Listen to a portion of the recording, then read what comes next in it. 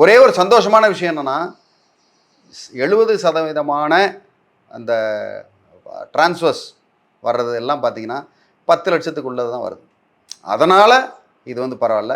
சதவீத கணக்கு படி பார்த்தீங்கன்னா மற்றபடி பெரிய இடங்கள் பெரிய அதிகமான விலைக்கு போகிறது அதெல்லாம் வந்து ரெகுலராக வந்துடும். அதில் ஒன்றும் பெரிய உங்களுக்கு விளக்கே கிடையாது. அதில் விளக்கு இல்லாமல் இருக்கும். ஸோ இன்னும் கொஞ்சம் என்னை பொறுத்த வரைக்கும் அரசாங்கம் ஒரு கருணை காட்டி ஏழை மக்களுக்கு, பெண்களுக்கு பர்டிகுலர்லி அவங்களுக்கு வந்து இந்த மாதிரி விளக்கு கொடுத்தா பெண்கள் மீதான சொத்துக்கள் வந்து உயரும்.